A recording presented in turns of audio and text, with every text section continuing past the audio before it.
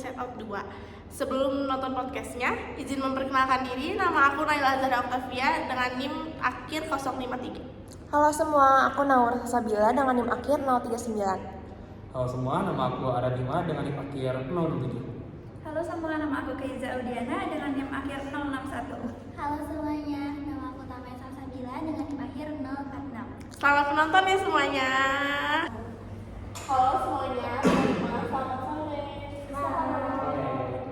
Di sini kita bakalan podcast membahas film yang viral ya, yaitu film Inside Out 2. Teman-teman di sini udah pada nonton filmnya? Udah dong. Wah, semuanya udah pada nonton ya. Filmnya seru banget kan. Terus selain itu film ini juga memiliki makna moral yang dalam kalau menurut aku. Di mana kita harus berdamai sama semua emosi yang kita miliki. Kalau menurut kalian pesan moralnya kayak gimana? Kalau menurut aku ya, pesan moral dari film itu kita harus jujur pada diri sendiri. Jadi kita tuh jangan sampai pura-pura bahagia walaupun kita dalam keadaan lagi cemas. Nah, setuju banget nih sama Arya. Jadi pesan moral yang kita bisa ambil juga ini soal pertumbuhan. Kita harus bisa menerima bahwa seiring berjalannya usia itu makin banyak perasaan yang kompleks seperti perasaan bahagia, senang, sedih, ataupun kecewa. Nah, kita juga harus bisa kontrol itu semua. Kita sadari apa yang kita alamin, terus cerita udah penyebabnya apa. Gimana? Kalau menurut aku, film ini tuh ngajarin kalau kesalahan kita di masa lalu itu bukan untuk dibuang, tapi untuk dipelajari agar kita bisa menjadi pribadi yang lebih utuh lagi ke depannya. Kalau menurut aku, pesan moral itu penting banget buat menghargai setiap proses emosi, mau itu kita lagi sedih, marah, atau senang, semua itu punya peran penting buat melindungi kita. Wah, menarik ya. Kalau selain pesan moral, jika dikaitkan nih film Inside Out 2 dengan konsep-konsep psikologi seperti memori sama emosi, itu menurut kalian bagaimana? Nah, kalau itu tuh katakanlah nih di bagian memori ada yang namanya core memory atau ingatan inti. Jadi ingatan inti itu berperan buat membentuk sense of self-nya Riley atau kepribadian Riley. Jadi ingatan inti yang kita punya dahulu itu bisa buat melihat kita di masa sekarang. Kalau dari sisi emosi sih aku lebih fokus ke emosi baru yaitu anxiety ya. Jadi anxiety itu muncul buat nyiapin si Riley itu menghadapi tantangan di masa depan, tapi kalau reaksinya berlebihan juga itu nggak baik ya. Aku mau bahas soal memori dan atau pembuangan memori.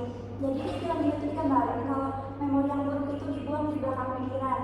Tapi menurut psikologi atau represi itu memori baik jika terlalu lama dipendam itu bakal menimbulkan konflik batin. Kalau menurut aku, hubungan antara kedua itu erat banget. Emosi itu kayak perekat buat memori. Memori yang punya muatan emosi kuat, entah itu seneng banget atau malu banget, itu bakal lebih awet di memori jangka panjang kita. Wah, setuju banget sih sama semua pendapat kalian.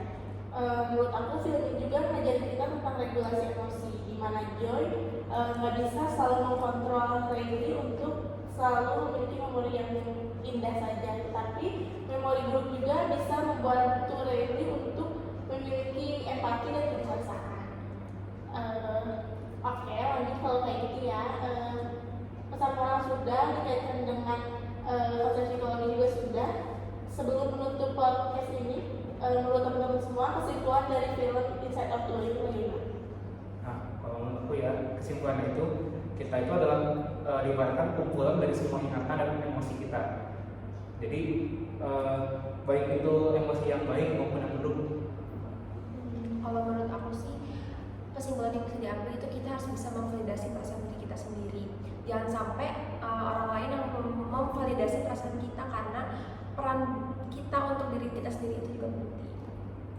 Kalau menurut aku, kesehatan mental itu bukan ketika salah satu emosi saling mendominasi, tapi ketika semua emosi itu bisa berjalan dengan seimbang dan bekerja sama.